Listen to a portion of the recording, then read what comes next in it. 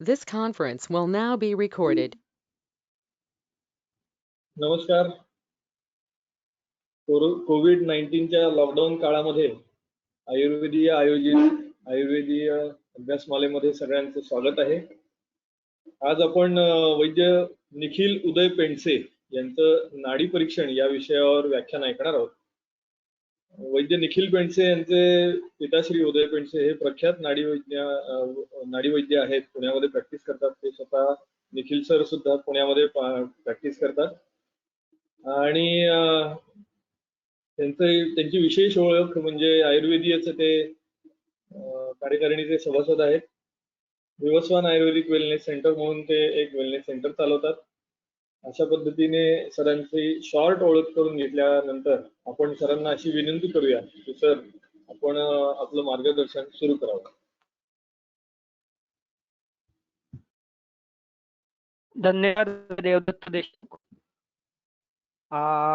Already आता एक आपला तास संपलेला आहे 2 तासांच्या लेक्चर पैकी आणि नाडी विज्ञानाचं लेक्चर ह्या गोष्टीमुळे पुढे नेऊयात आपण.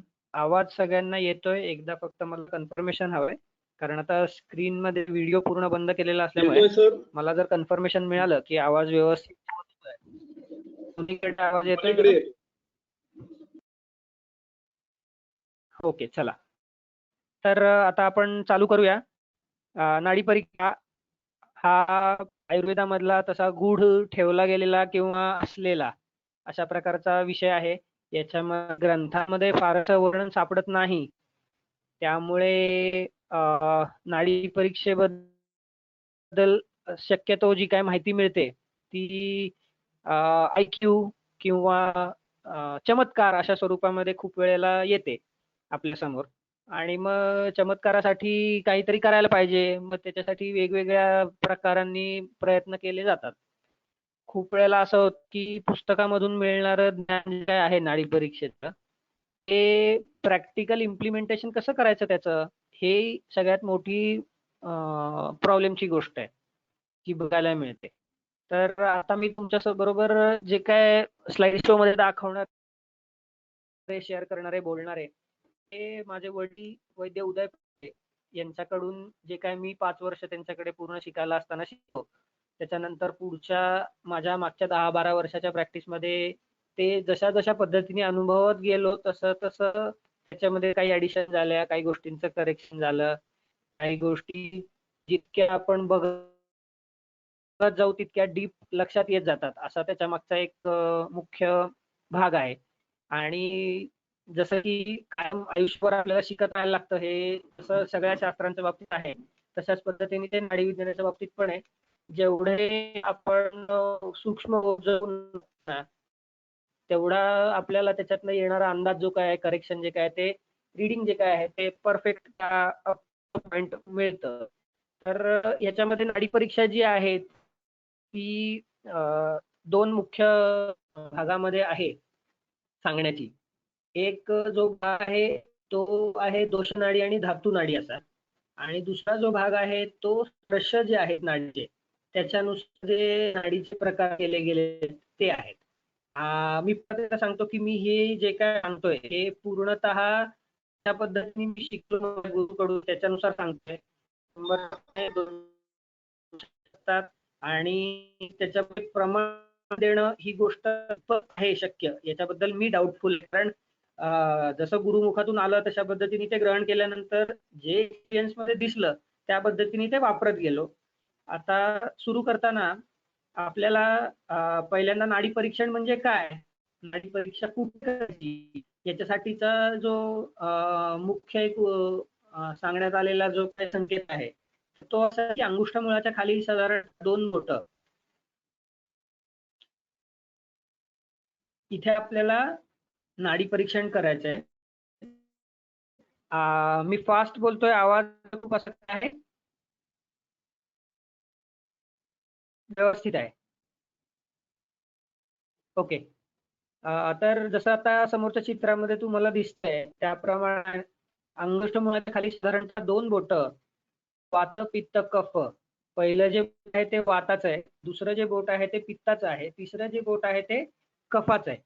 आणि ह्या पद्धतीने नाडी परीक्षणाची सुरुवात करतो.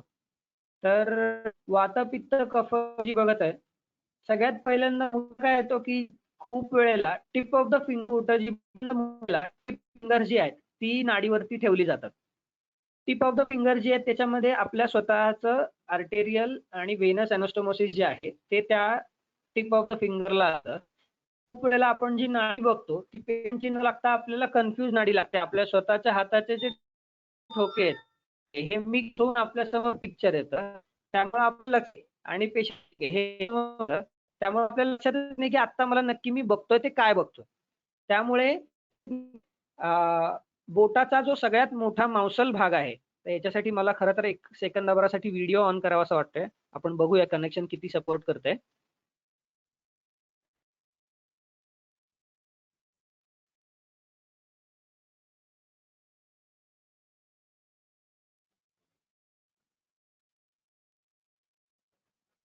हा जो पार्ट आहे या तिन्ही बोटांचा हा जो मांसल भाग आहे, ही जी टिप ऑफ द फिंगर आहे अशा पद्धतीने स्क्रीन नाही दिसत आहे सर. त्या भागाने नाडी परीक्षा ठेवली जातात. त्यावेळेला जे रीडिंग येतं दोन्हीकडे दिसतंय, त्यावेळेला जे रीडिंग स्क्रीनवर विजिबिलिटी आहे एका ओके एका स्क्रीनवर नाही, हे मे बी थोडासा नेटवर्क इश्यू आहे. आपण काय करण्याचा प्रयत्न करूया. तर की ज्या पद्धतीने आपला भाग जो तिथून आपल्याला सुरुवात करायला. मग आता ही वात पित्त कफ ह्या क्रमाने नाडी बघायची.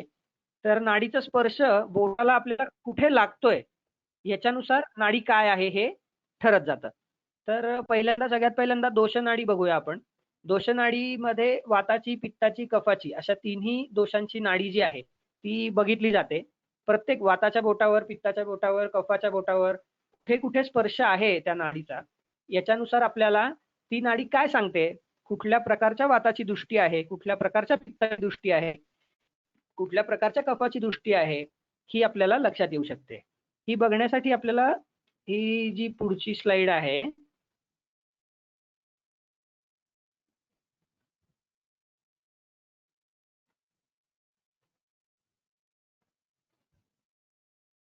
त्या स्लाइडमध्ये आता आपल्याला बघायला मिळतं की जे मी आता मागच्या 5 मिनिटांमध्ये सांगितलं की नाडीमध्ये काय काय आहे. दोषनाडी जी आहे ती आहे, धातू नाडी जी आहे ती आहे आणि गुणांची नाडी जी आहे ती. गुणांची नाडी जी आहे ते पूर्णपणे वेगळ्या विषयामध्ये एक्सप्लेन केली जाईल. आता मी जे सांगतोय ते दोषनाडी आणि धातू नाडी या 2 गोष्टींबद्दल सांगतोय. तर दोषनाडीबद्दल सांगत असताना वात पित्त कफाची 3 बोटं ही जी आहेत ही उजव्या हातावरती दोषनाडी बघावी आणि डाव्या हातावरती धातू नाडी बघावी. हा एक संकेत आहे. हा संकेत असाच बघायचा का? या संकेतामध्ये समजा डाव्या हातामध्ये धातूची नाडी बघायच्या ऐवजी दोषाची नाडी बघितली तर काय फरक पडतो? अशा प्रकारच्या अनेक शंका येऊ शकतात. ह्या शंका ज्या आहेत ह्या एक्सपिरियन्सनी जसे बघत आहे, जसं मला माझ्या गुरुकडून आलं त्या पद्धतीने मी बघतोय आणि त्याच पद्धतीने मी तुम्हाला सांगतो की असं बघा, हे बघितलं तर तुम्हाला अशा पद्धतीने रिझल्ट दिसू शकतात समोर असणारे. तर प्रत्येकाने त्याच्या हिशोबाने आणखीन याच्यात काही बदल केले, काही भर घातली तरी चालू शकते. जे मी मागच्या 10 वर्षात 12 वर्षात अनुभवलं, त्याच्या मागच्या 5 वर्षात वडिलांकडे शिकत असताना बघितलं, त्याप्रमाणे मी हे तुम्हाला आता सांगायचा प्रयत्न करतो. आता ही दोष कसे वाताचे 5 प्रकार, कफाचे 5 प्रकार जे आहेत हे कसे बघायचे हे सांगत असताना सगळ्यात महत्वाचा पार्ट असा आहे की बहुतेक वेळेला पित्त आणि कफ या दोन्ही दोषांवरची नाडी जी आहे ती लहान असते, क्षीण लागते, बारीक लागते आणि वाताची नाडी जी आहे ती प्रॉमिनंट लागते. याच्यासाठी आपला वात दोषाला प्राधान्य का आहे त्याचा एक श्लोक आहे. पित्त पंगु कफ नियंते तत्र गंती वेगवत पंगव मल म्हणजे धातवः वायुना गच्छन्ति म्हणजे धातूंमध्ये दोषांमध्ये जो आहे तो आणि तो पित्त आणि कफाचं वहन करण्यासाठी आहे. ह्याचा अर्थ असा की प्रकार जे आहेत त्याचं महत्व नाडी परीक्षेमध्ये माझ्या दृष्टिकोनातून जास्त आहे. पित्त आणि कफाच्या प्रकाराचं महत्व नाहीये किंवा त्याचे विचार करू नये असं मी अजिबात म्हणत नाही, पण वाताच्या प्रकाराचं महत्व जे आहे ते जास्त आहे आणि कुठल्या प्रकारच्या वातानी पित्ताला किंवा कफाला किंवा धातूला दुष्ट केलं आहे, त्याच्यानुसार आजाराचं जे आयडेंटिफिकेशन आहे ते पुढे जाऊन आपल्याला जास्ती चांगल्या प्रकाराने करता येतं. तर वाताचे 5 प्रकार जे आहेत ते पुढच्या आपल्याला स्लाइडमध्ये बघायला मिळतील.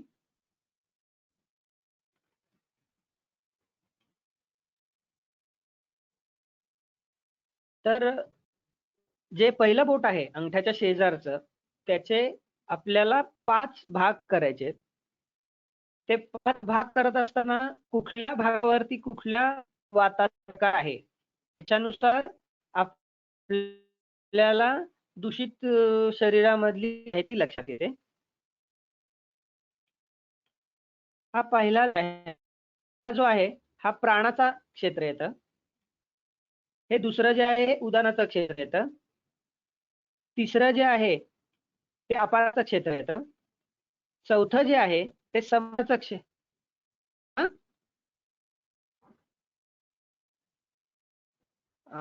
ओके.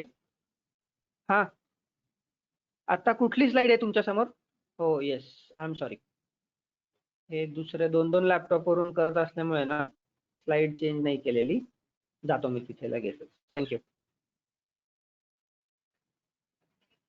हा,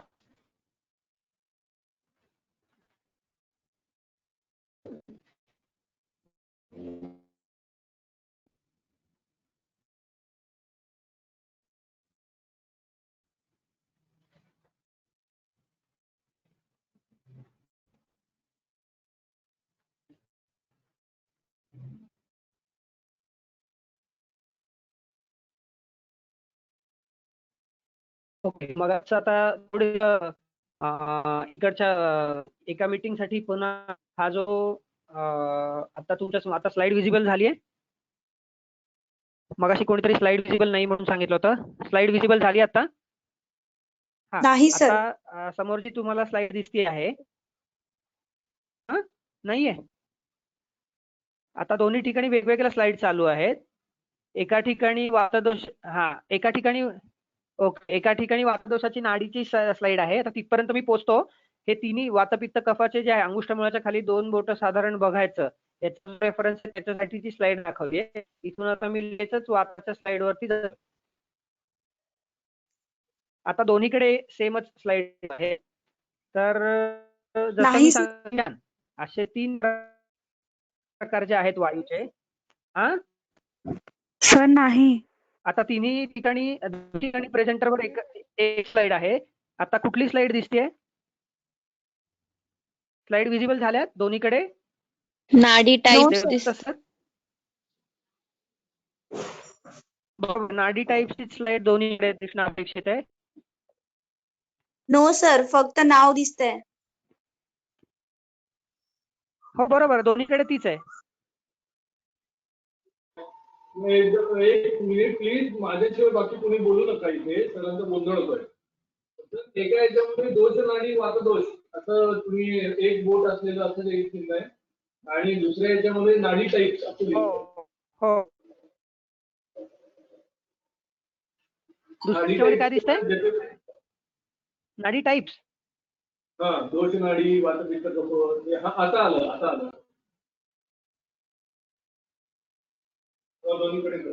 हा, आला आता. करेक्ट झाला.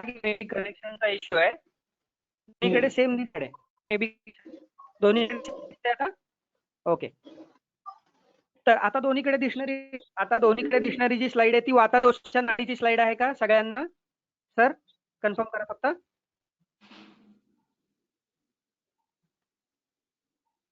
हा, ओके. तर हा जो आहे की हा जो दोषाच्या प्रकारांचा क्रम आहे हा पूर्वीपेक्षा वेगळा आहे. ह्या प्रकाराने आपण नाडी बघतो. इथे ग्रंथातला जो क्रम आहे तो वेगळा आहे.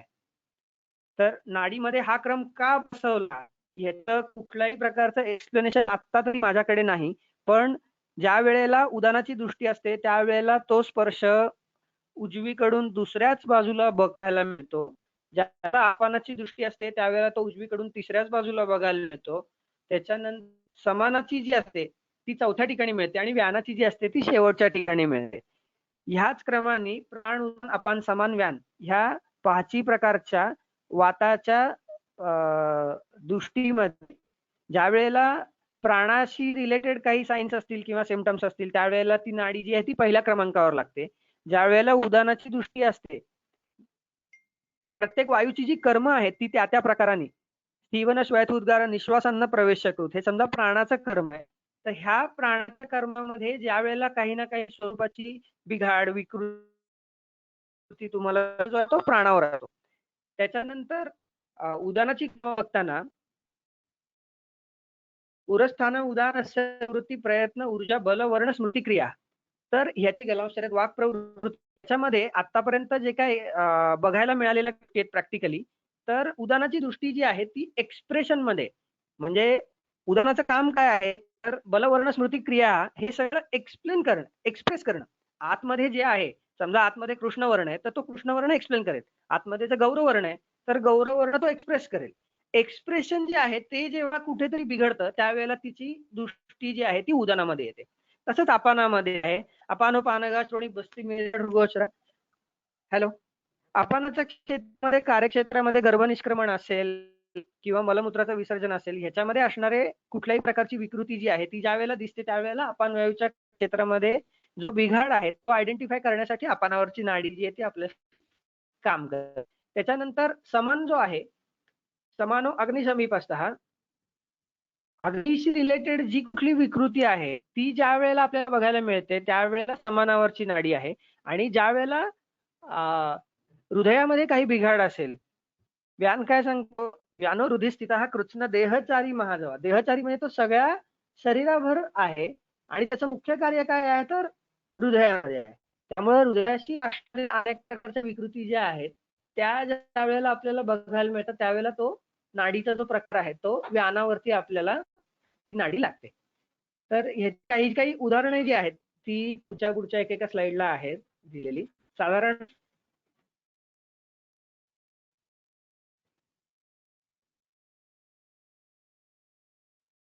कुठल्या जातात की नाही तर मला सांगा बरं. सर एक मिनिट थांबा. आता दोन्ही एकच मिनिट थांबा. प्राणवायू तुमच्या उजवीकडच्या लॅपटॉपचा म्यूट करा बरं, आवाज म्यूट करा. आवाज म्यूट करू? हो, उजवीकडचा.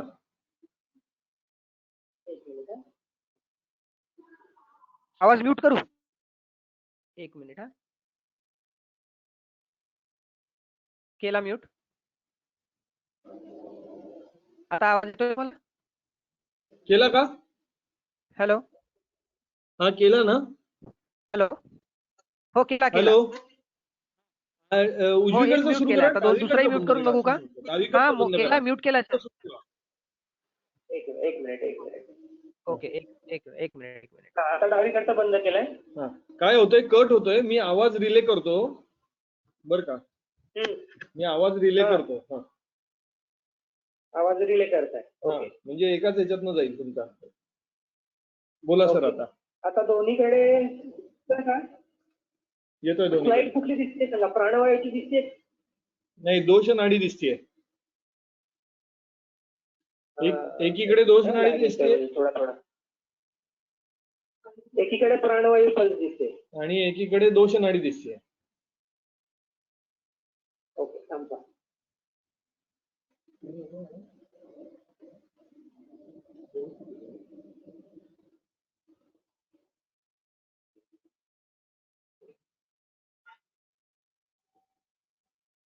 आता आली?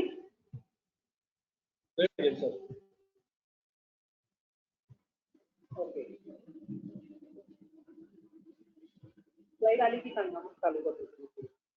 तोपर्यंत साधारण प्राणवायूची पल्स म्हणजे काय आहे किंवा कुठल्या कुठल्या गोष्टींमध्ये दिसते हे सगळं दिसतंय.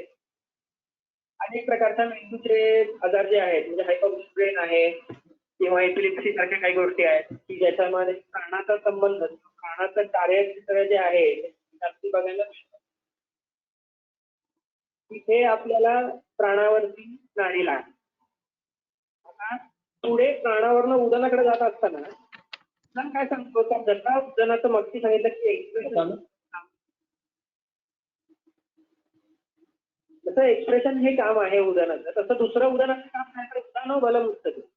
हे उदाहरणाला बल म्हणून सांगितलं.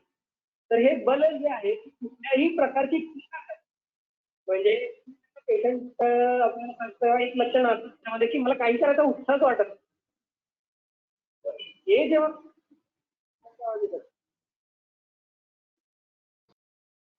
काय सर? हॅलो, हा, सर. देवदत्त सर सोडून बाकी सगळ्यांनी शक्यतो mute ठेवा. नाही आता एक हसायचं वगैरे कोणाला नसेल तर प्लीज त्यांनी सोडला तरी चालेल. सर, आणि थोडं स्लो बोला, कारण फास्ट बोललं ना की होत नाहीये, कट होतोय मध्ये आवाज. Okay okay. हा तर कुठे सांगत होतो मी की उदाहरणं बदलू शकते. ज्या वेळेला आपल्याला बघायला मिळतं सर की एक कॉमन खूप सगळ्यात जास्त पेशंट मला काहीच करायचं उत्साह वाटत नाही, कुठलीही नवीन गोष्ट करावीशी वाटत नाही, कंपनीत नवीन काम आलं तर नको वाटतं. अशा पेशंटची नाडी हमखास उदाहरणावर असते. आणि मग यावेळेला आपल्याला आयडेंटिफाय असं होतं की प्राणामधून उदाहरणामध्ये जाताना हे उदाहरणाचं बल जे आहे का हे प्रत्येक ठिकाणी बघायचं. मग ह्यानुसार ज्या वेळेला धातूची नाडी दुसऱ्या कुठल्या तरी म्हणजे रसधातूवर असेल तर रसधातूवरची नाडी बघत असताना रसामध्ये काय सांगतं, रसेला उत्तम श्रवणासहिष्णुता आणि शब्दासहिष्णुता. शब्दासहिष्णुता हे स्पेसिफिक असतं की बाबा घरी गेलो मी कामावर की मला टीपचा आवाज नको वाटतो, अशी काही कॉमन लक्षणं आहेत. तर ही जी आहे ना रसावर असणारी नाडी, उदाहरणावर असणारी नाडी आणि हे लक्षण जेव्हा पेशंट सांगतो त्यावेळेला तुम्हाला हे हा क्युम्युलेटिव्ह जो एक ग्राफ मिळतो धातूंमध्ये धातू, वायूच्या प्रकारामध्ये उडान, तर ह्या दोन्हीला तुम्हाला औषधोपचार करता येऊ शकतो. मग हे औषधोपचार जे क्षयातले आहेत का, म्हणजे धातूमध्ये वृद्धी पण आहे आणि क्षय पण आहे, तर ती आपल्याला लक्षणांमधून आयडेंटिफाय करायला लागते. ते प्रश्न विचारायला लागतात. ती क्षयाची लक्षणं व्यक्तीला विचारली आणि इकडे उदाहरणाच्या कार्यक्षेत्रात येणारी कामं जी आहेत ती विचारली. आता पुढच्या उदाहरणाच्या नाडीपाशी पोहोचलोय आपण. सगळ्यांची स्लाइड चेंज झाली आहे बहुतेक.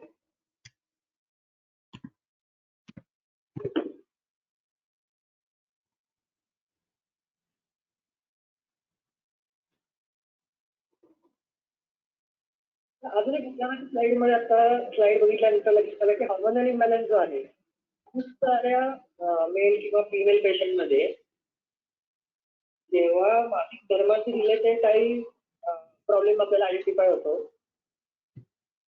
त्यावेळेला जसा तो आपणाशी रिलेटेड असतो तसाच तो उदाहरणाशी पण रिलेटेड असतो, कारण त्याच्यामध्ये बलवर्ण स्मृती तिन्हीवरती झालेला परिणाम जो आहे तो आपल्याला बघायला मिळतो.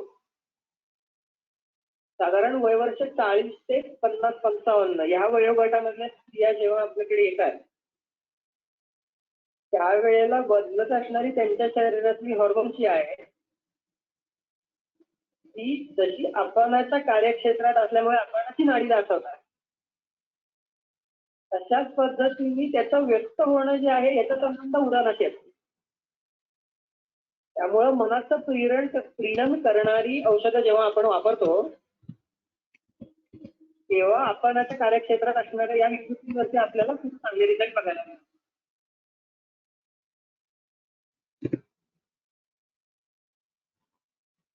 त्याच्याप्रमाणे श्वासामध्ये आपल्याला खूप वेळेला नाडी जी आहे ती उदाहरणावरती आणि अपानावरती एकत्रितरित्या लागते.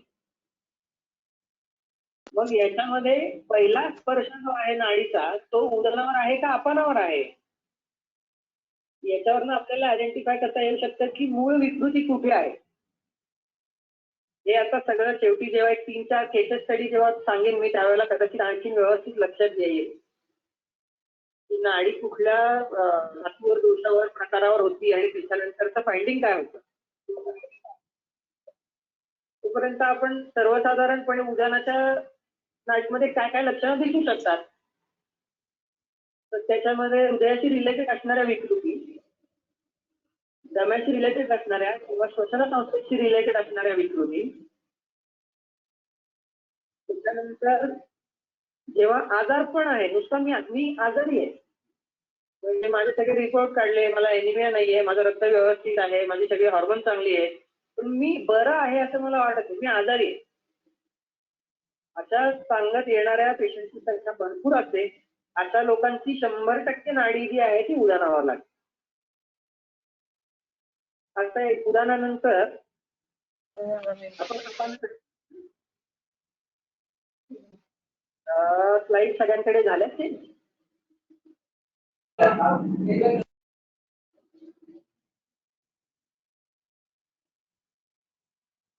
एक झाली सर, दुसरी येतीये.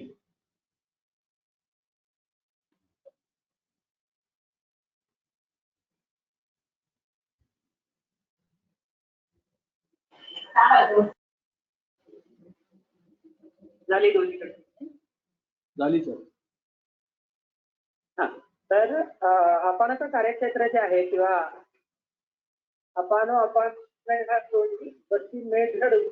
शुक्रार्थ व चक्रुमूत्र गर्भ निष्क्रमण क्रिया,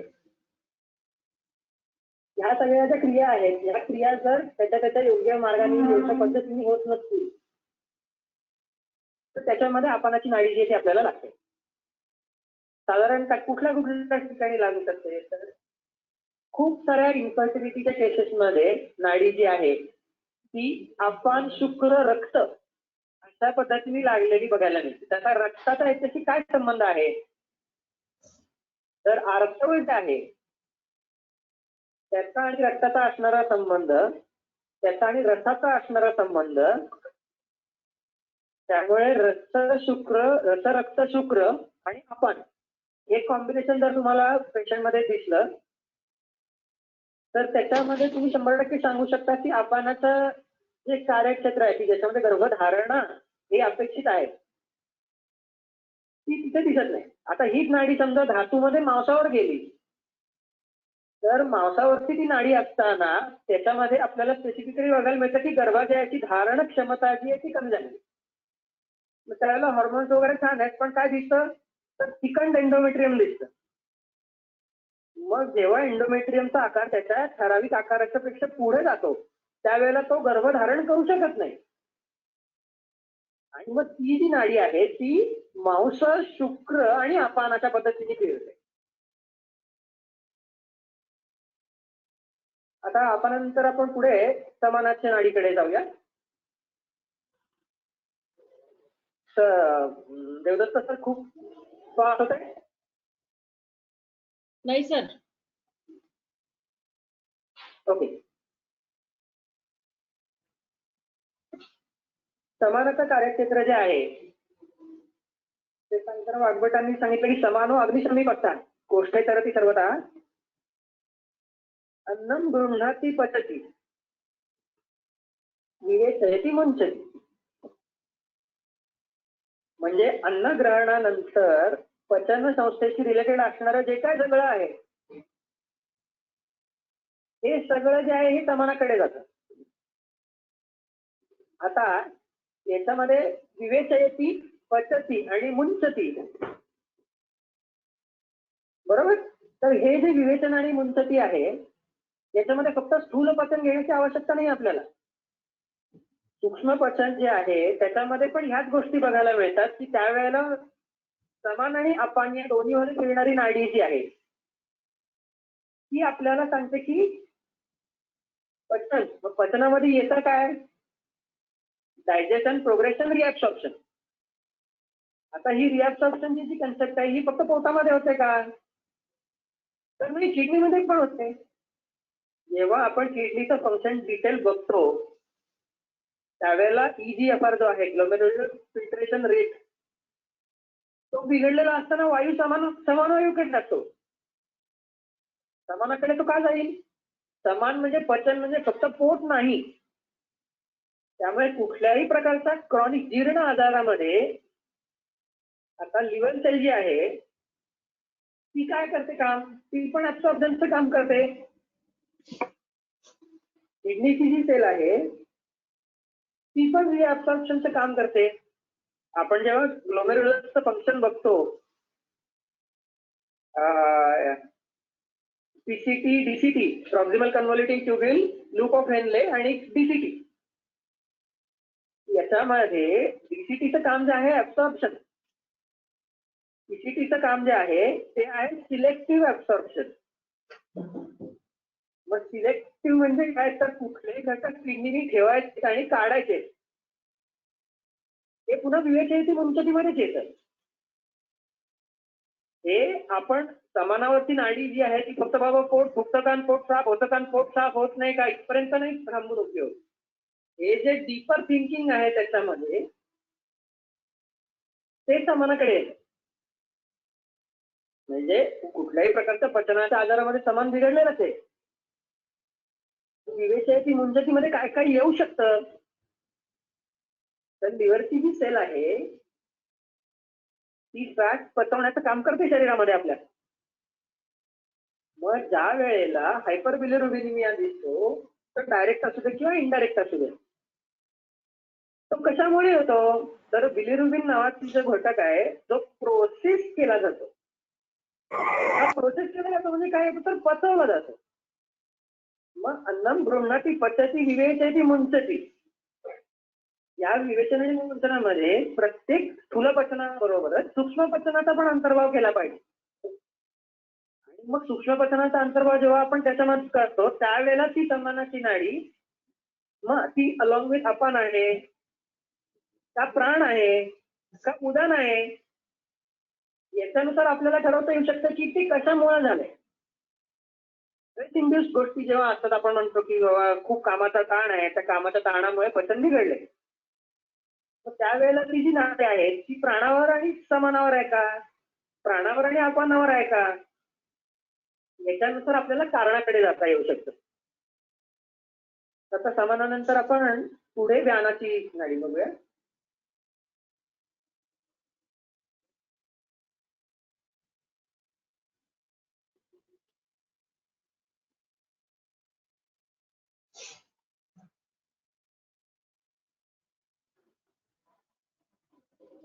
व्यानाचं कार्यक्षेत्र सांगताना व्यानो रुधिशिला देहकारी महाजवा गच्छ पक्ष क्षेपण निमेषोन्मेषणाधिका प्रायः सर्व क्रिया तस्मिन् प्रतिबद्धा शरीरेण. प्रायः सर्व क्रिया म्हणजे कुठल्याही प्रकारच्या क्रिया सुरू करण्यासाठी किंवा इनिशिएशन, जसं मगाशी उदाहरणामध्ये सांगितलं की उदाहरणाचं काम काय तर एक्सप्रेशन आहे. म्हणजे आत जे काय आहे वर्ण आहे तो एक्सप्रेस करणार आहे. म्हणजे दिसणारा समोर अपरंटली लुक मध्ये असणारा चेंज, चेहऱ्यामध्ये असणारा चेंज, डोळ्यांमध्ये असणारा चेंज, म्हणजे समजा हायपरबिलिरुबिनिमिया आहे तर त्याच्यामध्ये जे पित्त नेत्रता हे लक्षण दिसतं, तर हे जे आहे हे बाहेर एक्सप्रेस करण्याचं काम उदाहरण करतोय. पण बिघाड जो आहे तो आपल्याला व्यानामध्ये अपानामध्ये समानामध्ये बघायला मिळतो. खूप वेळेला असं लक्षात येतं की जेव्हा पेशंट कंजेस्टिव्ह कार्डियाक फेल्युअर मध्ये किंवा कुठल्या तरी कॅन्सरच्या प्रकारामध्ये आहे त्यावेळेला त्याच्या नाडीचं जे वर्णन आहे का, त्याच्या नाडीची जी गती आहे ती व्यानावरनं समानाकडे, व्यानावरनं अपानाकडे, म्हणजे फक्त रुधिरशिखा म्हणजे सर्क्युलेटरी सिस्टीमची असणाऱ्या गोष्टींमध्ये व्यान बिघडलेला असतो का, तर नाही. याच्यामध्ये जेव्हा पोर्टल हायपरटेन्शनचा पेशंट असतो, पुढे असायटिक टॅपिंग करण्याची कंडिशन आलेली असते, त्यावेळेला त्याची नाडी व्यानावरच लागते. मग ही कशामुळे व्यानावर लागते, तर पोर्टल हायपरटेन्शन मधून जेव्हा आयव्ही इंफिरियर वेना केव्हावरती येतं प्रेशर आणि हार्टवरचा प्रीलोड वाढतो, मग हा प्रीलोड हार्टवरती वाढतो, पोर्टल हायपरटेन्शन होतं. म्हणजे मग ह्याचं कारण अनेकदा असं असतं की इथे हिपॅटोबिलियरी कॅन्सर, मग तो कॅन्सर जेव्हा होईल आणि त्याच्यानंतर आपल्याला पेटक्यांमध्ये कळेल त्याच्या आधी आपल्याला व्यानावरची नाडी आहे आणि समानावरची नाडी आहे आणि त्याच वेळेला ती धातूमध्ये रक्तावर आहे आणि रक्ताचं काम जे आहे ते यकृताशी आणि क्रियेशी निगडीत आहे. तर तुम्ही त्याला सांगू शकता की बाबा रे तू एक काम कर, जरा काळजी घे, LFT रेग्युलर चेक कर. हे तुम्ही आधी डायग्नोज करू शकता, ही नाडी परीक्षेची खासियत आहे. की पुढे होणारा आजार तुम्ही काही काळ आधी, अगदी आता रिसेंट एक एक्झाम्पल आहे माझ्याकडे बाई आला होता, त्याच्या चेहऱ्यावरती वेगवेगळ्या प्रकारचे डाग येते. त्यांनी काही ॲलोपॅथिक, काही आयुर्वेदिक, काही इतर अशा सगळ्या प्रकारच्या चिकित्सा केल्या, त्याची ट्रीटमेंट केली काही काळासाठी की त्याच्यानंतर कमी व्हायचं. नाडी वैद्यांतर मी त्यांना म्हणलं की मला असं वाटतं की तुमच्या लिव्हरमध्ये काहीतरी गडबड असेल म्हणून तुम्हाला हे डाग येतात. त्या म्हणलं की नाही हो, असं काही नाही, मी सोनोग्राफी केली आहे, लिव्हरमध्ये काही प्रॉब्लेम नाही आहे. मी त्यांना एक 15 दिवसाचं औषध दिलं. त्या 15 दिवसाचं औषधाने त्यांना थोडंफार कमी वाटलं. त्यांचं मुख्य तक्रार होती त्यांचे खांदे दुखण्याची, ती बंद झाली. त्याच्यानंतर त्या काही माझ्याकडे पुन्हा आल्या नाही. त्यांचे दुसरे एक नातेवाईक यायचे, त्यांनी मला फोनवर कळवलं की बाबा असं असं आहे, ते त्यांच्या खांद्या दुखण्याला आराम झालेला आहे. त्याच्यानंतर 4 महिन्यांनी मला अचानकपणे त्यांचा फोन आला की मला तुम्हाला भेटायचं आहे. ही दवाखान्याची वेळ आहे, तुम्ही या. त्यांनी कुठेतरी तो सकाळमध्ये पब्लिश झालेला एक लेख वाचला होता की फॅटी लिव्हर जी आहे त्याच्यानी पुढे कॅन्सर होतो किंवा अजून काय वेगवेगळ्या गोष्टी घडतात. आणि मग त्यांनी सोनोग्राफी केल्यानंतर त्यांना फॅटी लिव्हर आता ग्रेड 2. मग हे 4 महिन्यानंतर येऊ शकणारं फॅटी लिव्हर जे आहे येऊ शकणार आहे. हे कंपल्शन नाही. पुन्हा मी आता हे कोणी वेगळ्या अँगलनी घेऊ नका. हा दावा नाही की बाबा प्रत्येक वेळेला अशा प्रकारची नाडी दिसली तर फॅटी लिव्हर होणारच आहे, अजिबात नाही. पण होऊ शकेल की नाही, तर ही शक्यता नक्की आहे की ह्या 4 लोकांना होऊ नाही शकणार, तर ह्या माणसाला होण्याची शक्यता जास्त आहे. प्रॉबॅबिलिटी ज्याला म्हणता येईल ती जास्त आहे. त्या आल्या पुन्हा त्याच्यामुळे त्यांना सांगितलं की हे काही विशेष नाहीये, हे पुन्हा नॉर्मलाइज होईल. पण मुद्दा असा की त्याच्यामध्ये नाडी तुम्हाला काय सांगते किंवा काय किती आधी सांगू शकते, तर ती अशा प्रकारे आधी शकते. तर ही आधी सांगण्यासाठी हे प्रत्येक गोष्टीचं डीपर अंडरस्टँडिंग पाहिजे. मग तिथे मी जसं मगाशी समानाचं सांगताना सांगितलं की काय सांगतो काय समान विवेचनाची मुंचनती म्हणजे कुठे कुठेपर्यंत जाऊ शकतं ते विवेचन आणि मुंचन, हे आपण जेव्हा विचार करतो त्यावेळेला आपल्याला लक्षात येतं. मग समोर आपण जेव्हा केस बघतो त्यावेळेला त्याच्या असणाऱ्या वेगवेगळ्या काही गोष्टी आहेत, त्याच्याकडे तुम्हाला त्या पद्धतीने बघता यायला पाहिजे. डॉक्टरचं काम काय तर शंका घेणे, हे असेल का, ते असेल का, ते असेल का, ते असेल का. 4 गोष्टी जेव्हा तुम्ही बघता त्यावेळेला तुमच्या लक्षात येतं की ते विवेचन आणि मुंचन कुठपर्यंत जायला पाहिजे. नाहीतर आपण नेहमीप्रमाणे पोट आणि ह्या गोष्टी तर आहेतच. तर देवदत्त सर किती वेळ झाला हो? आहेत अजून 15 मिनिटं आहेत ना? हो, अजून 15 मिनिटं घेतली तरी चालेल, काय प्रॉब्लेम चालेल. म्हणजे अजून आता त्याचप्रमाणे अर्धा तास घेतलं तरी चालेल, 15 पर्यंत काही अडचण नाही. आता जसं वाकाचं सांगितलं तसं पुन्हा पित्ताचं बघायला लागतं. दोन्हीकडे स्लाईड चेंज करतो, 1-2 मिनिट.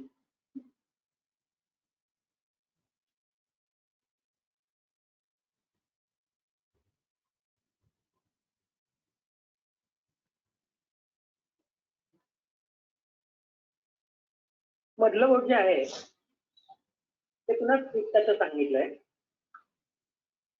मग त्याच्यामध्ये पुन्हा त्याचे 5 प्रकार जे आहेत, पाचक, रंजक, भाजक, हलचक आणि साधक. आता तिथे नाडी परीक्षेची गंमत म्हणा किंवा जी त्यातली ब्युटी आहे, समजा साधक पित्तावरती नाडी आहे, व्यानावरती नाडी आहे आणि रक्त किंवा मांसावरती नाडी आहे, धातू नाडी. हे कॉम्बिनेशन जे आहे ते तुम्ही 100% सांगू शकता की हा हृदरोगाचा पेशंट आहे. का तर साधकम हृदगतम पित्तम, व्यानो हृदय स्थितः कृष्ण आणि रसरक्त आणि मांस या तिन्ही धातूंचा संबंध हृदयाशी आहे. म्हणजे ही जेव्हा हे कॉम्बिनेशन जेव्हा तुम्हाला सापडेल की साधक पित्तावरती नाडी आहे, व्यानावरती नाडी आहे आणि रसरक्त मांसावर, रसरक्तावर, रस मांसावर अशा पद्धतीने तुम्हाला ती नाडी दिसते, तर तुम्ही 100% त्याला अनुमान करतो की बाबा तुझ्याकडे किती काढला होता का, प्रॉब्लेम होता का त्याच्यामध्ये.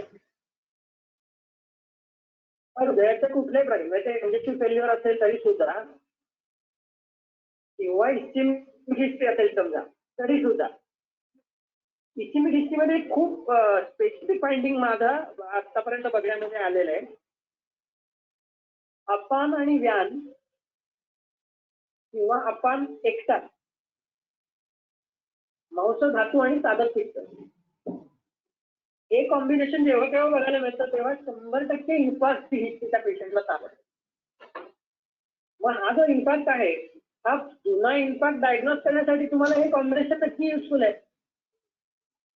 याच्यामध्ये जसं मी मगाशी सांगितलं की prediction of the future, prediction म्हणजे की असं होऊ शकेल तसं हे झालेलं असेल असं पण तुम्ही नाडीवरून सांगू शकता.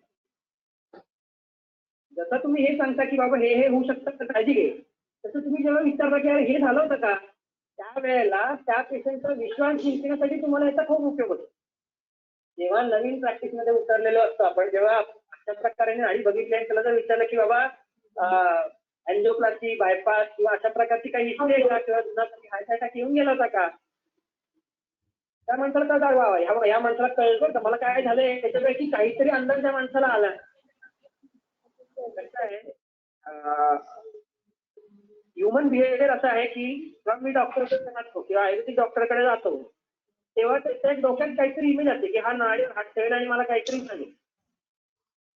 मग काहीतरी का सांगा, जर आपल्याला शक्य आहे तर योग्य पद्धतीने अभ्यास करून जर काही प्रिसिजन ठरवता आलं तर त्या प्रिसिजननुसार आपण 100% नाडी परीक्षणावरनं काही ना काही अनुमान करू शकतो.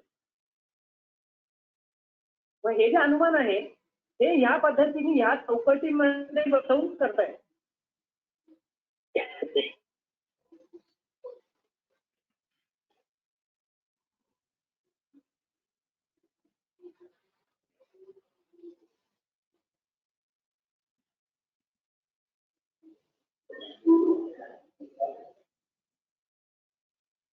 पाणी पिलं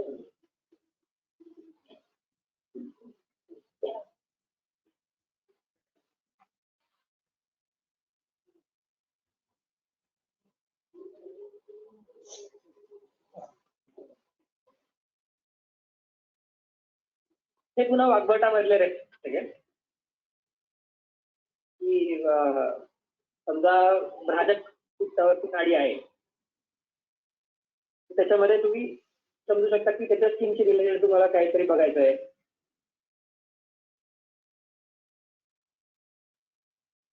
आता इथे एक करोती बलत ही झाली स्लाइड चेंज झाली दोन्हीकडे झाली सर. ओके झाली झाली सर. ओके एक मिनिट बस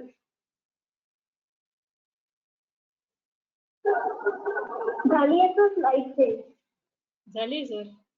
ओके दोन्हीकडे झाली. हो सर. त्याच्यामुळे करोती बल दानेनं पाचकम नावाचा होत बल देणारा हे आपण पाचक पित्ताच्या कार्यामध्ये कधी बघतो का? मग हे जे बल त्यांनी देणं अपेक्षित आहे ते कुठे देणं अपेक्षित आहे? पित्ताच्या इतर प्रकारांना बल देण्याचं काम पाचक पित्त करतं. मग पाचक पित्तावरती जेव्हा तुम्हाला नाडी लागेल त्यावेळेला त्यांनी पूर्णतः पित्ताच्या सगळ्यात खेळाची लक्षणं दाखवलेली तुम्हाला दिसतात. कारण पाचक पित्त तर योग्य पद्धतीने काम करत नाहीये तर इतर पित्ताच्या प्रकारांना बल देण्याचं जे त्याचं काम आहे ते हंपर झालेलं दिसतं.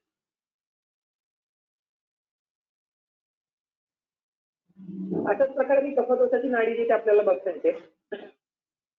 तिसरं बोट जे आहे अंगुष्ठमुळापासून तिथे आपल्याला ते बघायला मिळतं. पुन्हा त्याचे 5 प्रकार आहेत. अवलंबक, क्लेदक, क्लेशक, सर्पक आणि बोधक. आता अवलंबक जो आहे झाला स्लाइड झाला. हो झाली सर. ओके ही स्लाइड जे ही जरा बघा सगळ्यांनी पुन्हा एकदा शांतपणे. मला माहित नाही बरं का ह्या लेक्चरला कोणी वैद्य लोक आहेत कोणी फक्त स्टुडंट आहेत मी माझ्या दृष्टीने जे काय मागच्या 10-12 वर्षात बघितलं आणि बघतोय त्याच्या आधी 5 वर्ष वडिलांकडे बघितलं, ते एक्सपिरियन्स शेअर करण्याचा इतका सरळ साधा माझा प्रयत्न आहे. म्हणजे याच्यामध्ये खूप मतमतांतर किंवा हे असू शकतात किंवा असतील, त्यामुळे कुणाच्या म्हणण्याला मला कॉन्ट्राडिक्ट करायचं आहे किंवा असं काही नाही आहे त्याच्यात. जे मला आतापर्यंत बघायला मिळालं प्रत्यक्ष, ते स्पष्टपणे मी सगळं तुमच्या समोर मांडण्याचा प्रयत्न करतो.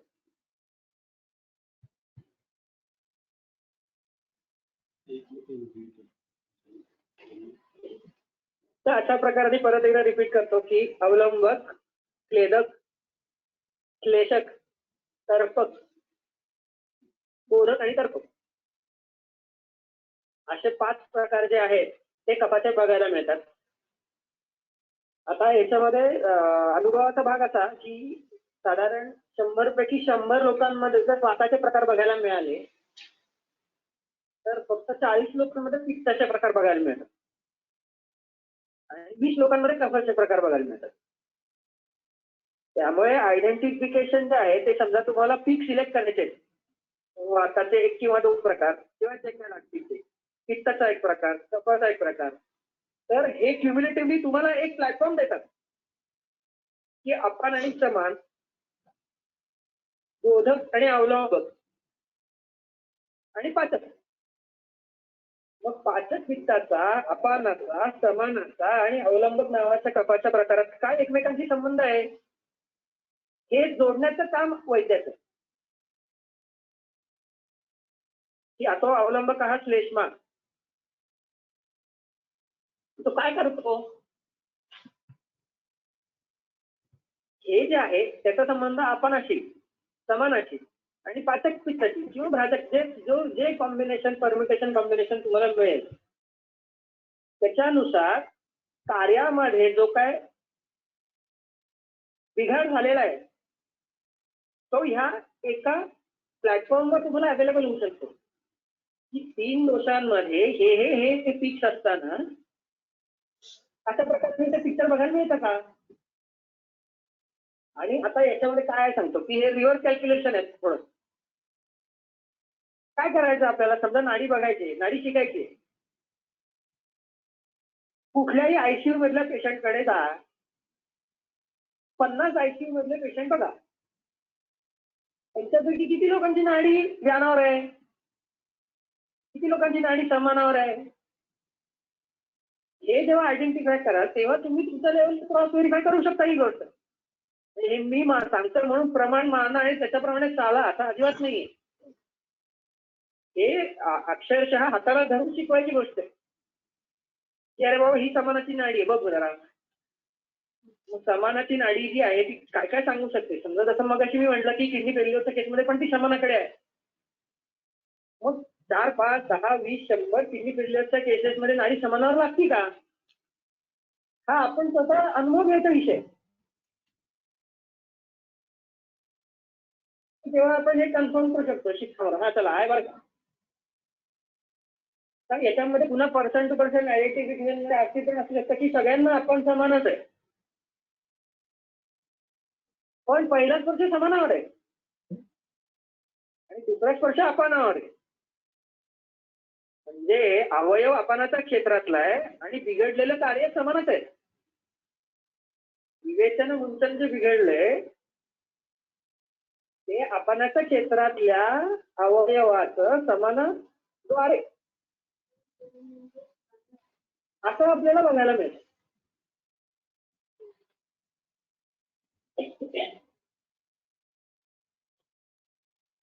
बरं, तर 1 वाजलाय.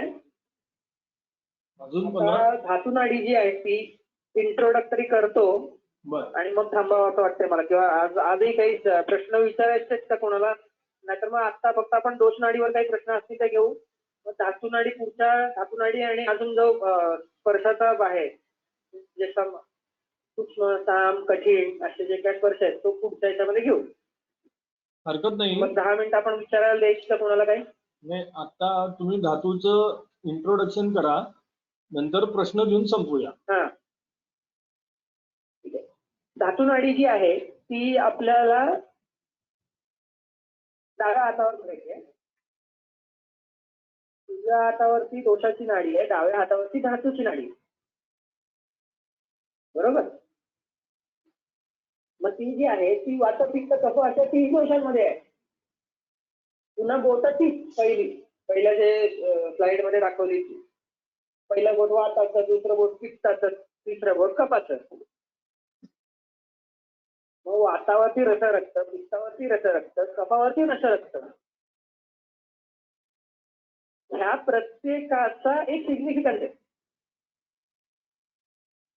म्हणजे वातावरचा रस जर असेल तर तो क्षयाचा आहे, कफावरचा रस जर असेल तर तो वृद्धीचा आहे. कफावरचा रस तुम्हाला प्रमेहाकडे घेऊन जाईल आणि वातावरचा रस मला वातप्रमेहाकडे घेऊन जाईल. आता इथे पुन्हा रिव्हर्स कॅल्क्युलेशन येतं. प्रमेहाचा म्हणून सर्वसामान्यपणे की जो आपण स्थूल अर्थाने धरतो की रक्तातली वाढलेली शर्करा म्हणजे प्रमेह. हे असं नाहीये हे मलाही माहिती आहे आणि हे अशा पद्धतीने घेऊही नये. पण आपल्याकडे येणारा पेशंट असं नाही सांगत की सर मला प्रमेह झालाय, सांगतो सर हे बघा साखर वाढली. मग साखर वाढलेल्या रुग्णाची जेव्हा तुम्ही नाडी तपासाल जर ती वातावर रसावर आहे आणि कफावर रसावर आहे तर तुम्ही तुमच्या दृष्टीने विचारताना प्रश्न असा विचारा, कफात प्रमेहातली लक्षणं त्याला विचारा. जर कफातली रसावरची नाडी आहे आणि जर वातातली रसावरची नाडी आहे तर वातच प्रमेहातली विचारा. हे आपलं आपण आयडेंटिफाय करत आहे. हे नाडीचं लेक्चर म्हणा किंवा नाडी शिकवणं म्हणजे काय तर गाईडलाईन आहे की इथून मुंबईला जायचंय. मग ट्रेननी जाऊ शकतो, गाडीने जाऊ शकतो, चालत जाऊ शकतो, पळत जाऊ शकतो, सायकलवर जाऊ शकतो. हे फक्त सांगण्याचं काम जे आहे गाईडलाईन म्हणून ते करता येऊ शकतं. जोपर्यंत नाडी हातात घेऊन बघत नाही 10, 20, 50, 100, 1000 वेळा तोपर्यंत ती तुम्हाला नाही सांगत की काय झालंय. 100% डेडिकेशन फक्त आणि फक्त समोरच्या परीक्षणावर जेव्हा होईल त्याच वेळेला नाडीमधनं हे कळू शकतं. याचा प्रवास पुन्हा जसा आहे की आयुर्वेदाने सांगितलेला प्रवास जो आहे तो सूक्ष्मातून स्थूलाकडे, स्थूलातून पुन्हा सूक्ष्माकडे. जीवात्मा म्हणून कुठेतरी आपण एस्टॅब्लिश असतो, पडलेलो असतो, फिरत असतो. तिथून आपण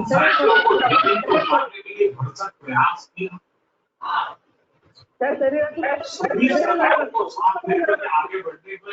तर हा सूक्ष्म होणं हा जो प्रवास आहे आपल्या शरीरातले सगळे प्राण जे आहेत ते 3 बोटांमध्ये आणायचे आणि बघायचं की मला काय दिसतंय.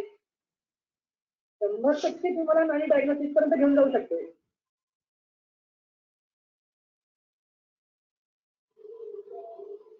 जसे आपण मगाशी दोषांच्या प्रकारांसाठी 5 केले होते तसे आता इथे आपल्याला 7 भाग करायचे बोटाचे. एका ठिकाणी स्लाइड आली आहे माझ्यामध्ये, दुसऱ्या ठिकाणी येते.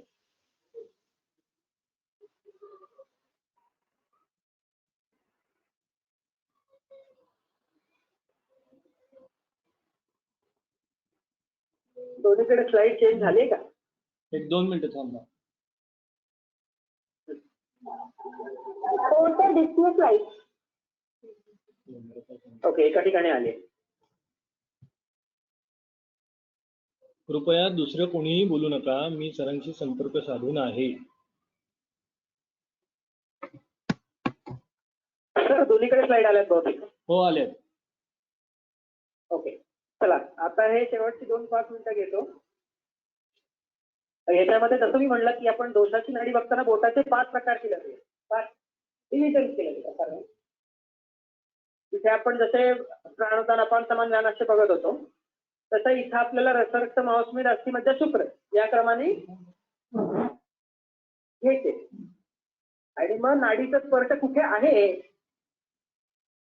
आता रसावरती आणि रक्तावरती असणारा स्पर्श इतका एकमेकांच्या जवळ असतो की तुम्ही त्याला रस म्हणणार का रक्त म्हणणार. तर हा विषय जो आहे हा सोडवण्यासाठी नाडी बघायची. त्याचा साधा उपाय सांगतो की जेव्हा आपण जेवण करतो त्यावेळेला इमिजिएटली जेवण संपल्यानंतर सुरुवातीच्या काही काळामध्ये नाडी रसावर लागते. जेवण झालं की सकाळ संध्याकाळ बोट लावायचं, बघायचं कुठे लागते नाडी, आयडेंटिफाय करायचं का हा रस आहे, त्याचा पुढचा रक्त आहे, त्याच्या पुढचा मांस आहे, त्याच्या पुढे असते, त्याच्या पुढे मध्य, त्याच्यानंतर ह्याच क्रमाने आपल्याला बघत जायला लागतं.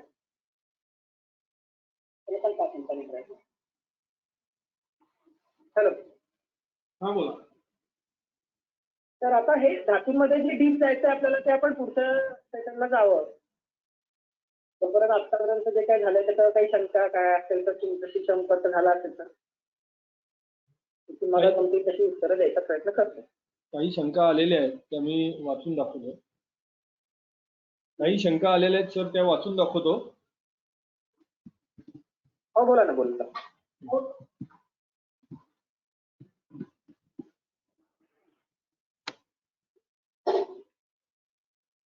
Why nadi checked on left hand in females and right hand in males?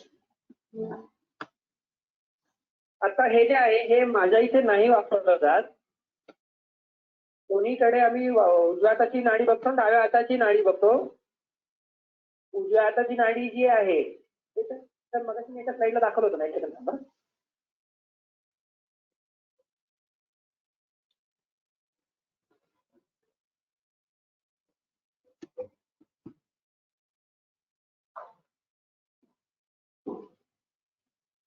उजव्या हातामध्ये दोषांची नाडी आहे, डाव्या हातामध्ये धातूंची नाडी आहे. त्याप्रमाणे आपण दोन्हीची उजव्या हाताची बघतो आणि डाव्या हाताची बघतो. आता ह्याच्यामध्ये एक असा प्रयत्न मी करून बघितला काही ठिकाणी फिमेल पेशंट मध्ये डाव्या हाताला दोषाची नाडी बघायची आणि उजव्या हाताला धातूची नाडी बघायची. पण अजून तरी मी त्याचे रिझल्ट कन्क्लुसिव्हली सांगण्याइतपत नाही आलेलो आहे काही. त्यामुळे मला जरी आता अवघड वाटतंय असं सांगणं डाव्या हाताची का आणि उजव्या हाताची का. मी ज्या पद्धतीमध्ये नाडी परीक्षण शिकलो त्याच्यामध्ये दोन्ही हाताची नाडी बघितली जाते. माझ्यामध्ये सांगितलं सर मी तुमचा प्रश्न करतो. बर. योग रत्नाकरामध्ये अंगुष्ठ मूल स्थान सांगितले आहे, पण काही ठिकाणी ऐकताना 2 अंगुष्ठ सोडून व 1 अंगुळ सोडून 3 बोटे ठेवावीत म्हणतात. तर ती नेमके 3 बोटे कुठे ठेवावी? 2 अंगुष्ठ मुळ एवढी जागा सोडून त्याच्या खाली 3 बोटं ठेवायची. त्याच्यामध्ये असा आहे साधा अॅनाटॉमिकल पार्ट असा आहे की इथे अंगुष्ठमुळाच्या खाली रिस्ट जॉईंट आहे अख्खा, तिथे सगळी हाडं आहेत. त्या हाडाच्या बाजूनी रक्तवाहिनी जी आता ऍक्च्युली आपण जे बघतो ती असते रेडियल आर्टरी. रेडियल आर्टरी जी आहे ती वर्ण क्युबायटल फोसामध्ये डिवाइड होऊन खाली येते. क्युबायटल फोसामध्ये डिवाइड व्हायच्या आधी ती वरती असते ब्रेकियलची लाईन. ब्रेकियलच्या आधी ती असते अँटेरियर एओर्टाची लाईन. मग अशा पद्धतीने हृदयात येताना आपण ब्रेकियल आर्टरी बघतो, ती जर अगदी अंगठ्याच्या खाली बघायला गेलो तर ती आपल्याला सापडतच नाही. म्हणून थोडंसं खाली इथे आपल्याला बोन असं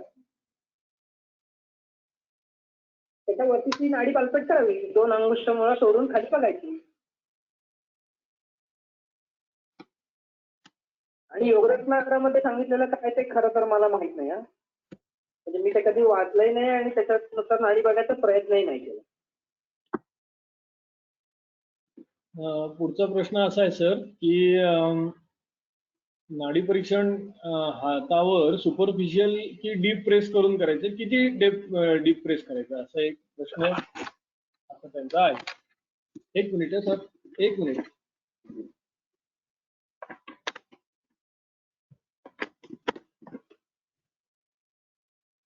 हा सर बोला. हा, सुपरफिशियल आणि डीप मध्ये आता हे जे आहे हे बहुतेक काही पुस्तकं वाचून त्याच्यानंतर आलेली ही शंका असावी असं मला वाटतंय. कारण की ऐकलेले असं वसंत लाड म्हणून काय बोलतोय ते नाडीवरती बरंच काही शिकवतात आणि त्यांचं पुस्तकही आहे. तर त्यांच्यामध्ये असं बघायला मिळतं की ते सुपरफिशियल पल्स मध्ये हे बघा आणि डीप पेनिट्रेशन मध्ये पल्स मध्ये हे बघा.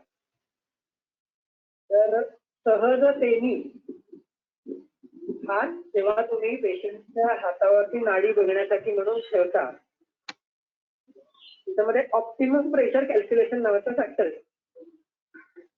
म्हणजे जेव्हा तुम्ही एकदम जोर लावता तेव्हा ती बंद पडते आणि एकदम वरच्यावरती ठेवता तेव्हा हाताला काहीच लागत नाही. त्या दोन्हीचा मधला जो आहे मध्ये तेवढा प्रेशर द्यायचं आणि त्यावेळेला तुम्हाला पहिल्यांदा काय होतं, एक पहिला स्पर्श अपनावर आहे, पहिला स्पर्श ध्यानावर आहे, पहिला स्पर्श समानावर आहे. नंतर तुम्ही तुमचं कॅल्क्युलेशन करा. त्याच्यामध्ये डीप म्हणजे पहिल्यांदा सुपरफिशियल पल्स वेगळं सांगेल आणि मग परत दाबून डीप पल्स वेगळं सांगेल असं नाही होत. म्हणजे जेव्हा तुम्ही डीप प्रेशर देता त्यावेळेला ती पल्सची रिडिंग चुकतात सगळी. अगदी अलगदपणे पण इतकं प्रेशर हवं की आपल्याला पेशंटची नाडी फील होईल. येस सर, पुढचा. वैद्यांनी उजवा हात वापरायचा का दोन्ही वापरायचे नाडी बघायला? दोन्ही वापरू शकतो, काही वेगळं नाहीये. पेशंटला फॉलोअपला आल्यावर लक्षणामध्ये उपशय सांगतो, पण दोषांची नाडी लागत असताना लक्षणं विचारल्यावर काहीच लक्षणं सापडत नाहीत, असं असू शकतं का? नाही, परत सांगा, मला प्रश्न नीट कळला नाही. म्हणजे पेशंट लक्षणं सांगतो, लक्षणामध्ये उपशय सांगतो, पण नाडी लागत असताना नाही, ते काहीतरी मिसलिडिंग प्रश्न, तो लक्षात नाही आला माझ्याही. पुढचा प्रश्न घेऊया. नाही, याच्यामुळे त्यांना म्हणायचं आहे आता नाडीमध्ये तुम्हाला लक्षणं कमी झालेली कळतात का? हा थोडक्यात प्रश्न विचारण्याचा उद्देश असावा असं मला वाटतंय. तर त्याच्यामध्ये असं आहे की हे तुम्हाला पुढे जेव्हा गुणांमध्ये जाऊ आपण त्यावेळेला साम आणि निराम हे नाडीचे सगळ्यात मुख्य आणि अतिशय प्राईम भेद आहे. तर अंबातून निराम द्यायला लागली की त्याच्यामध्ये सेम लक्ष समूह जो आहे तो रिड्युसिंग ऑन लोअर बॉर्डर दिसायला लागतो. त्याच्यानंतर ती पाठ दुखते तर ती आधीच्या कमी दुखत असते, डोकं दुखतंय तर 10च्या ऐवजी 4 वेळा दुखतं. इतकं सिम्पलर कॅल्क्युलेशन. आपल्याला नॉर्मल पर्सनची नाडी पाहिल्यावर कोणता तरी दोष त्यावेळेला आपल्याला कळणारच आहे, मग तो पुढे होणाऱ्या व्याधीबद्दल आहे का तो नॉर्मलच आहे हे कसं काय समजणार व्यवस्थित? हे अगदी अगदी स्पेसिफिक प्रश्न आहे आणि चांगला आहे हा. सामते निरामतेमध्ये येतं गणित आहे की नाडी हाताला लावल्यानंतर कुठला तरी दोष कुठला तरी धातू तर लागणारच आहे ना, पण तो साम आहे की निराम आहे, नाडी स्थूल आहे का सूक्ष्म आहे. सूक्ष्म नाडी जी आहे ती आजाराचं द्योतक आहे, साम नाडी जी आहे ती आजाराची द्योतक आहे. पण सेम वेळेला स्थूल आणि निराम अशी जी नाडी आहे कुठल्या तरी दोषांवर लागते पण ते आजाराचं द्योतक नाही. थोडक्यात कसं आहे की रोगा सर्वेपी मंदेग्नो असं जे आयुर्वेदाने सांगितलंय तेच नाडी परीक्षेचं पण एक बेस आहे. ही नाडी समजा साम आहे ही आहे आजारांची, पण हीच नाडी समजा अख्खी अशी लागते पण निराम आहे किंवा स्थूल आहे तर ती कुठल्याही प्रकारच्या आजाराचं द्योतक नाही. म्हणजे आता मी स्वतः बघितलंय माझ्या स्वतःच्या काही पेशंटमध्ये किंवा वडिलांनी खूप वेळेला असं सांगताना बघितलंय की आला पेशंट, बाबा मला नाडी परीक्षण करायचंय. नाडी परीक्षण केलं की त्याच्यानंतर सांगतात की तुला काही नाही झालं, तुला कुठल्याही प्रकारच्या आजाराची आवश्यकता नाही. पण त्यावेळेला खूप वेळेला त्याचा संबंध काही मानस लक्षणांसाठी असतो की फक्त भय हे अनेकदा लक्षण असतं म्हणून तो नाडी परीक्षण करून घ्यायला तेव्हा त्याला सांगतात की अरे बाबा काही नाही झालेलं, तू हे या गोष्टी कर, झोप लागेल अशी काहीतरी व्यवस्था कर, संगीत ऐक, सितार ऐक, संतूर ऐक, डोक्याला तळपायला तेल लाव, बाकी काही तुला करायची आवश्यकता नाही. 2 बोटांच्या मध्ये लागणाऱ्या नाडीचा अर्थ काय घ्यावा? 2 बोटांच्या मध्ये नाडी लावायचंच नाही असं माझा अनुभव आहे आतापर्यंतचा. त्यामुळे याच्याबद्दल काय अर्थ घ्यावा मला मी बघितलंच नाही त्यामुळे मी सांगू नाही शकत काय अर्थ घ्यावा. एक रिलेव्हंट प्रश्न आहे. मध्ये लागणारी नाडी कुठल्याच तरी बोट हो. एक रिलेव्हंट प्रश्न असा आहे की नाडी बघताना बॉडी पोझिशन कुठली असली पाहिजे? पेशंटची का डॉक्टरची? पेशंट काही नाही, सरळ बसलेली पोझिशन. साम आणि निराम नाडी कशी ओळखणार? ते कुठचं राहील. बर. नाडीवरून काही प्रकृती ओळखता येते का? नाडीवरून प्रकृती ओळखता येते, पण मुळात तुमच्याकडे येताना प्रकृती नसते, विकृती जाते. प्रकृती परीक्षण करायचं कोण असतं?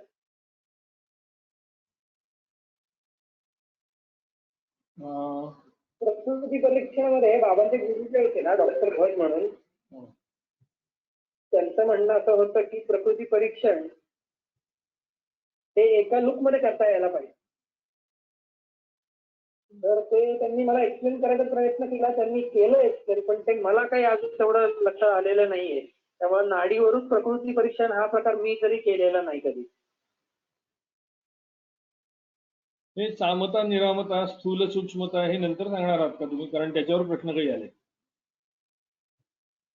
हो, येणारच आहे ते पुढे. बर.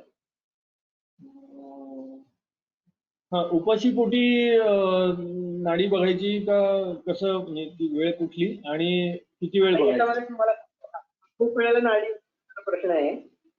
याच्यामध्ये काय करायला लागतं सांगतो. नाडीमध्ये एक सामत हा जो पार्ट आहे, आता प्रत्येक वेळेला प्रत्येक पेशंटला उपाशी पोटी सकाळी बोलवा आणि 6 ते 11 फक्त काम करा, हे प्रॅक्टिकली होत नाही पॉसिबल. त्यामुळे पर्टिक्युलरली आहार नंतर म्हणजे भोजनोत्तर असणारी सामता ही अतिशय स्पेसिफिक असते. म्हणजे ती साम दोषामध्ये, साम धातूमध्ये असणारी सामता आणि जेवल्या जेवल्या इमिजिएट आलेली सामता, ही दोन्ही वेगवेगळ्या पद्धतीने आपल्याला क्लिअर आयडेंटिफाय होते.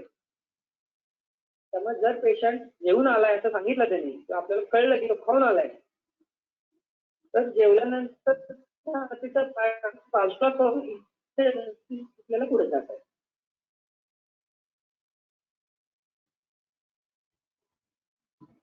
मला वाटतं प्रश्न बरेच आलेले आहेत, पण अगदी स्पेसिफिक आजच्या पुरते फक्त बघूया आपण. बाकी किती वेळ नाडी बघावी असा एक प्रश्न मगाशी विचारला. साधारण 30 सेकंद ते 1.5 मिनिट हे स्टँडर्ड टाइम असतात. आणि जेवढं जास्त वेळ आपण पुढे पुढे बघत जाऊ तेवढी ती गती बदलते. त्यामुळे जर तुम्हाला बघायचंय तर 4-5 वेळेला बघा, पण एका वेळेला 1.5 मिनिटापेक्षा जास्त बघू नका.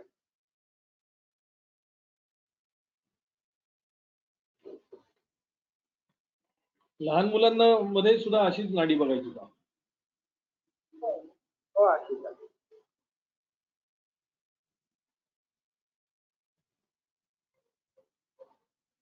मला वाटतं प्रश्न आज बऱ्यापैकी आजच्या रिलेटेड जे प्रश्न आहेत आपण ते संपवले. ओके.